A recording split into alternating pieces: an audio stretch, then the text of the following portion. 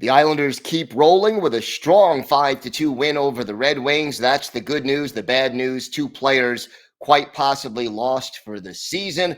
We've got that plus a preview of both of this weekend's games. All of that coming up on this episode of the Locked On Islanders podcast. Your Locked On Islanders, your daily podcast on the New York Islanders. Part of the Locked On Podcast Network, your team every day.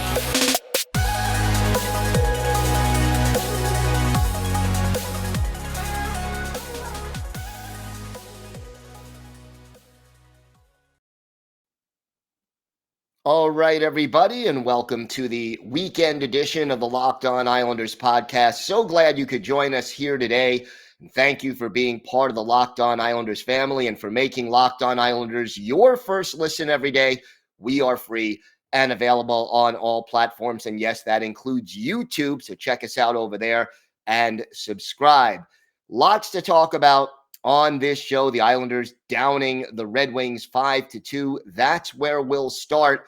But first, if you've got something Islanders related on your mind, if you have a question, a comment, a topic that you'd like us to talk about on the air, feel free to send us an email at lockedonislanders@gmail.com. And if you leave your first name and where you're from, we're happy to mention you on the show when we talk about whatever it is that's on your mind. You could also follow the show on Twitter at Locked On Isles, and you could follow me, Gil Martin, on Twitter at Ice Wars, NYR, VSNYI. We'll keep you up to date on all the latest Islanders news, notes, and happenings, and I live tweet during nearly every Islanders home and road game. So I'll give you instant insight and analysis, and it's always great to interact with Islanders fans during the games and really any time. So please feel free to hit me up on Twitter with questions, comments, or anything else. Islanders 5-2 winners over the Red Wings in a game that really the outcome was very rarely, if at all, in doubt. And you got to love the way this game started. I mean, Anthony Beauvillier scoring just 9 seconds into the game. And if you're the Islanders, you have to just appreciate that they followed their formula for victory almost to a T. Number one, get off to the early lead. Number two, play that defense that may give up a lot of shots, but not a lot of quality scoring chances. The Islanders did a very solid job of keeping the Red Wings on the perimeter, not just during 5-on-5, but, the Islanders were shorthanded at one point, 5-on-3 for more than a minute and 20 seconds, and still kept Detroit on the perimeter, didn't allow many good scoring chances. Overall, the defensive play in this game, very good until the game was more or less out of hand. It was 4-0 by the time Detroit got on the board. One of the more encouraging aspects of this game, though, well, we'll start, we say, 9 seconds in. That was his second goal in 21 games. Bo, he's been doing better set up, and he also had an assist last night, but a great job for him to score and to go to the net on. Andy, 3 assists in this game. Mathew Barzal, 2 assists. When Barzal is struggling, he'll skate circles around the other team, won't lead to anything. It's like he's stalling for time and circling, and then he either turns it over or makes an errant pass, and things just don't work out. In Mathew Barzal circle, and he not to himself and had a couple of shots on goal. When he skated with the puck, he created for his teammates. Oliver Wahlstrom had a goal. You got to love that. Brock Nelson had 2. Another goal for Josh. This Islanders team is starting to hit on all. Look, 7-1-1 now in their last 9 games. And you just have to appreciate what we've seen recently. Yeah, okay. No team is going to win going to go 7-1-1 consistently over the course of an entire season. But this is what the Islanders are capable of. And if you look at the last 32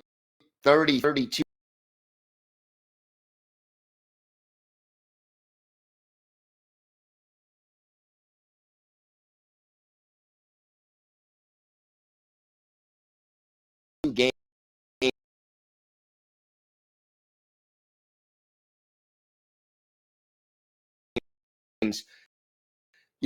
the Islanders are playing at a playoff pace. Once they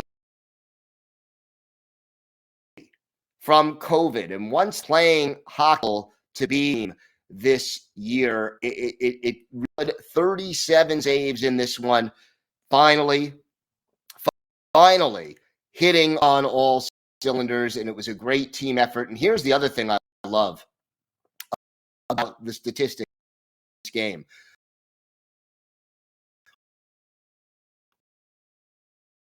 We talked about the power play and special team. That was important for the Islanders. Well, in this one, did not give up a power play goal. So, check that box. I had to be at one.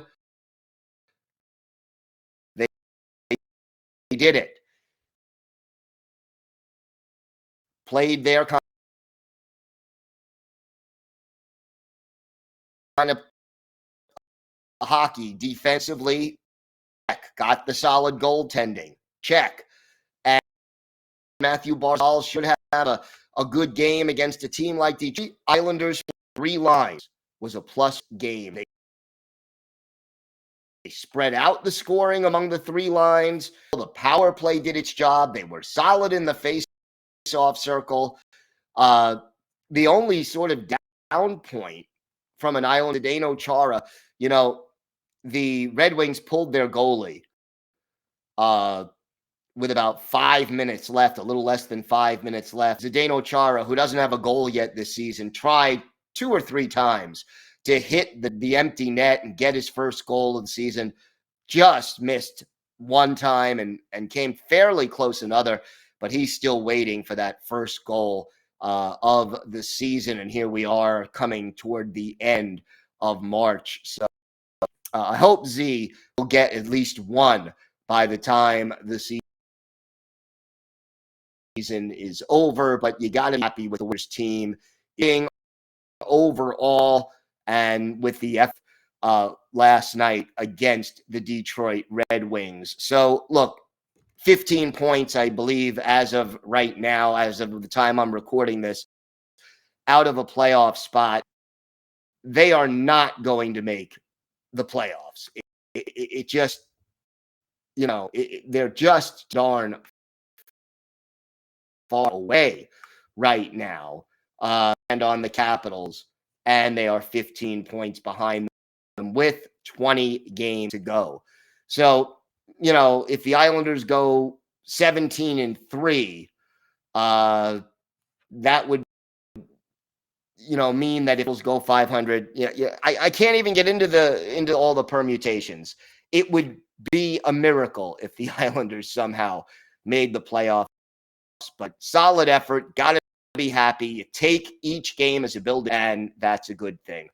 We have got a lot more to discuss on today's show. When we come back, we will preview both of this weekend's games. The opponents get tougher as Boston and Tampa Bay are the next 2 teams that the Islanders will be facing.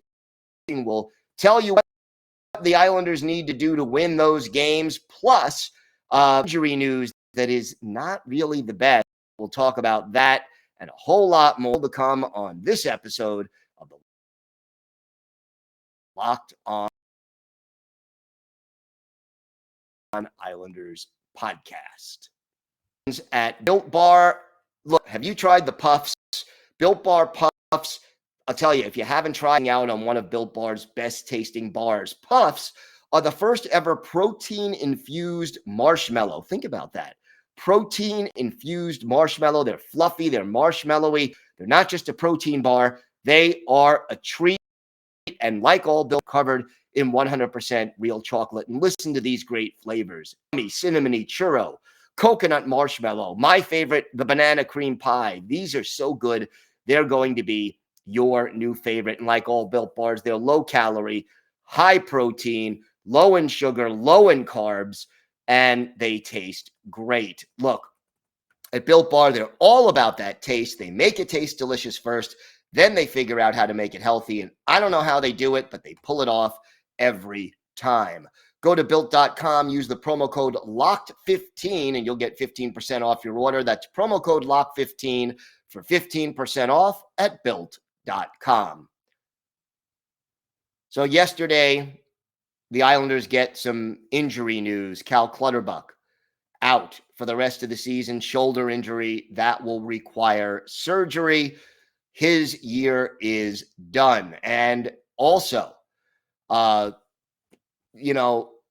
just Clutterbuck out. Clutterbuck definitely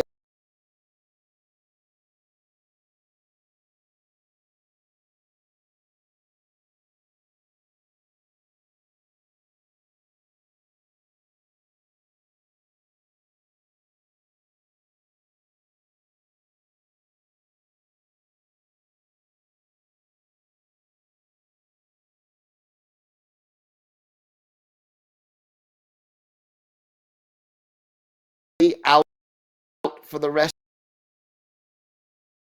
of the season, but the Islanders off the deal with having weeks with a lower body, him take a shot to the ankle or the foot, weeks left in the season. I would not understand the logic of rushing him back at this point in time, unless the Islanders have a real at the end of the season. So, but I would know Mayfield maybe a 75%. And on defense, he struggles in his own zone, had a bad game in the third period. Still think he's a great AHL player, but not a good NHL player. He's the consummate quadruple A type of guy. And then Kiefer Bellows stepped into the lineup for Cal Clutterbuck, playing on that fourth line. So good that Bellows is getting in the lineup. Bad that Clutterbuck is lost for the year. But again, he's re-signed now, and hopefully he's back. Let's preview both of the games for this weekend. Saturday, the Islanders in Boston, a 12:30 p.m. Eastern time start against the Bruins. And the Bruins kind of turning it on right now. They are 19-5 points in 63 games. Boston doing it mostly with defense and special teams. They're 17th in goals for, but just 6th in goals against. But both of their specialty team units are top 10. Power play 8th with a 24.2% success rate. The PK 9th with a hair under 82%. Linus and Jeremy Swayman are the goaltending duo, with Ullmark starting one more game so far this year than Swayman. Swayman has the better numbers, a 2.09 goals against and a 925 save percentage. You know a lot of the names: Brad Marchand, David Pastrnak, Patrice Bergeron, Taylor Hall, Charlie McAvoy. This is a good, dangerous team. They made a move at trade deadline to bolster things a little bit on the blue line. So again, you sort of look at this team and say, this is more of a test. We look at the line combinations, right? Some injuries. Jack Studnicka is the first line center with Brad Marchand and Jake DeBrusk on either side of him. Eric Haula, Taylor Hall, and Pastrnak on the second line. Charlie Coyle, the third line pivot, with Trent Frederick to his left, Craig Smith to his right. Is the fourth line center with Nick Foligno and Curtis Lazar flanking him. The newly acquired Hampus Lindholm is on the top pairing with Charlie McAvoy. That gives them a lot more flexibility on defense. Matt Grzelcyk and Brandon Carlo. The second pairing, Derek Forbert and Connor Clifton, the third pairing. And then in goal, Heyman and Olmar right now. Bergeron day to day. We'll see if he's available on Saturday. Jakob Zboril is right now in the game. And one thing they cannot allow Bruins, the more physical Bruins, to disrupt what they do so well. So can't let a guy like Brad Marchand, for example, get under your skin if you're the New York Islanders. Then Sunday,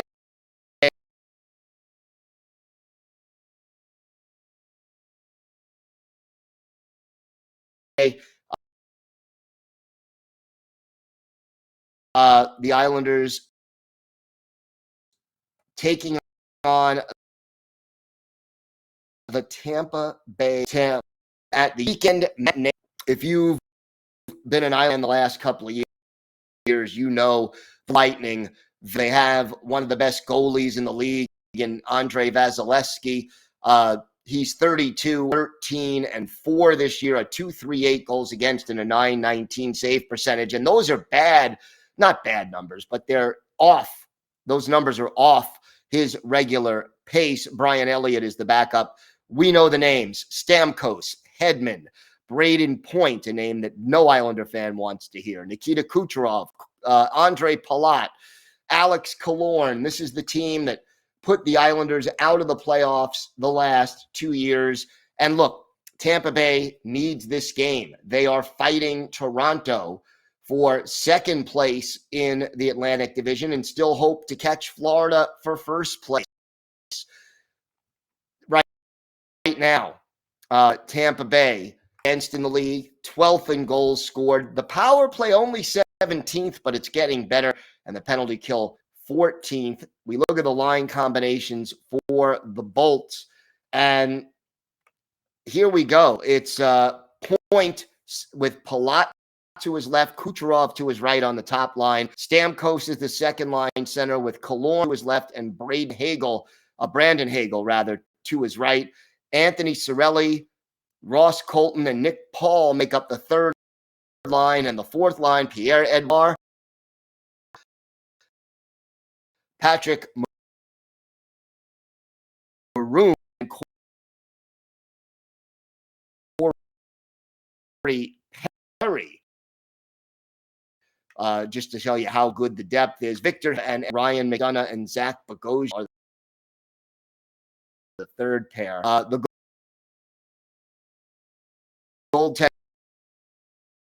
Vasilevsky and Elliott, as we mentioned, they're a healthy team. So that against Tampa Bay in the neutral zone cannot let Stamkos and Kucherov, those guys, Point, come through the neutral zone with speed. If they do, you're in trouble. And the other thing is, and we saw a little more of this against Detroit, but I think even more, you got to shoot the puck because it is not easy to beat Vasilevsky. So the Islanders has been 1-1 in their last 9 games. At 3 points out of 4 against Tampa Bay and Boston, or it should be Boston and Tampa Bay this weekend. That would be a solid performance from the Islanders. 4 points would be a bonus. 2 points, that's not terrible.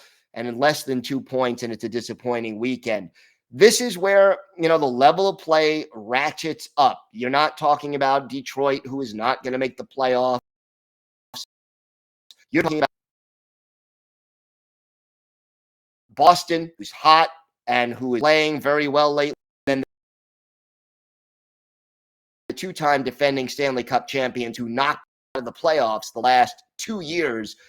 Show your fans something. You want to show management, hey, we're good to still play with these weekend.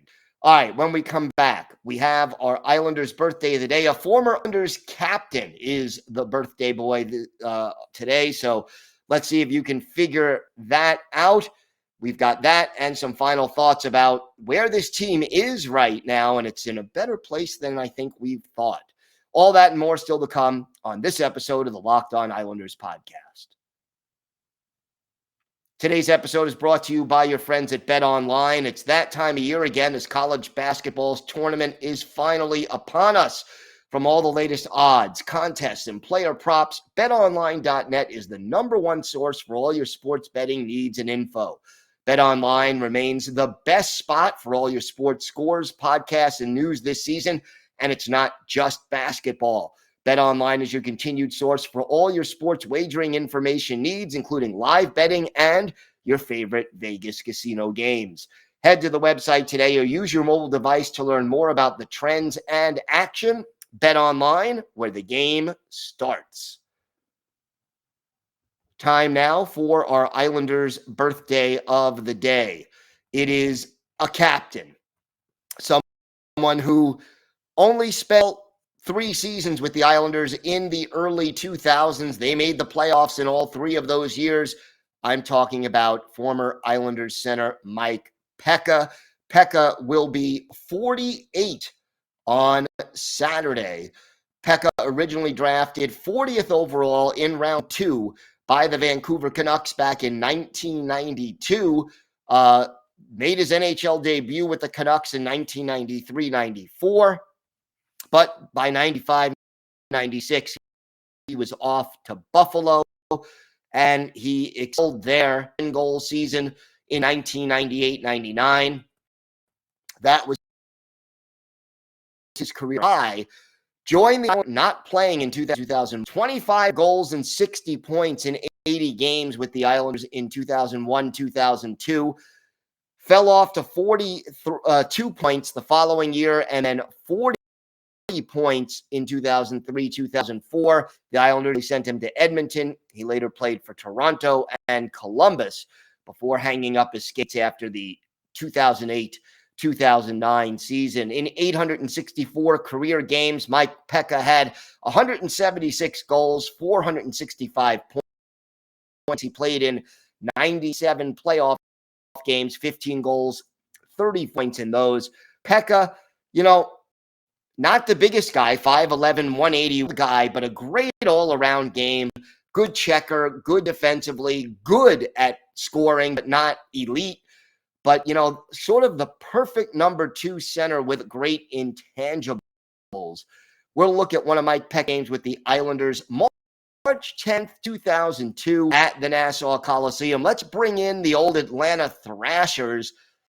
Pasi Nurminen is the goalie for Atlanta. Chris Osgood, Ozzy, in goal for and it was Alexei Yashin. The scoring started just a minute 6 into the game. His 29th, Mariusz Czerkowski and Oleg Kavasha with the assist. 1-0 Islanders. Roman Hamrlik makes it 2-0 Isles at 6:49 of the first. Assist to our Islanders' birthday of the day, Michael Peca and Mark Parrish. It's 2-0. Then Mariusz Czerkowski, his 18th, from Kavasha, Oleg Kavasha, and Eric Cairns at the end of the period, 3-0 Islanders. Mike Peca makes it 4-0 Islanders midway through the second. His 20th of the year, Sean Bates and Branislav Mezzi, the assists at 9:46. And then Roman Hamrlik, unassisted, his 7th at 13:09, 5-0 Islanders after 2 periods. In the third, Danny Heatley gets Atlanta on the board and ruins Chris Osgood's shutout at 14:28 of the third. Tony Herkus and Andy Sutton, a future Islander, with the assists. And then later on, Mike Peca answers his second goal of the game, 21st of the year. Adrian Aucoin and Sean Bates with the assists. Islanders win this one over the Atlanta Thrashers by a score of 6-1. For our Islanders' birthday of the day, Mike Peca, 2 goals, 1 assist, 3 points, and a +3, 4 penalty minutes, and he scored 2 goals in 3 shots on goal. So Peca, a big part of the Islanders teams that made the playoffs but never quite won a playoff round in the early 2000s. We wish him all the best day. It's Saturday, Mike Peca, birthday of the day. encouraged at the Islanders play as of late playoffs. I have notions about that. I'd love it. I'd be shocked, but at least now, as consistent as you want them to be. But, they roll. They have beaten St. Louis, and they beat the Rangers, they beat Dallas. Those teams that are kind of fighting for playoff position. So that is a good thing. And, overall, this Islanders team is just playing a lot better hockey. Enjoy watching this team play well.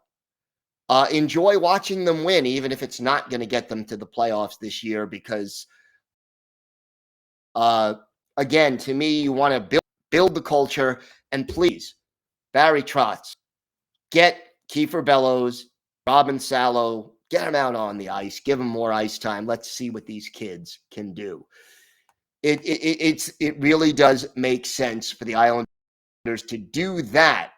We head down the stretch, and hopefully they will.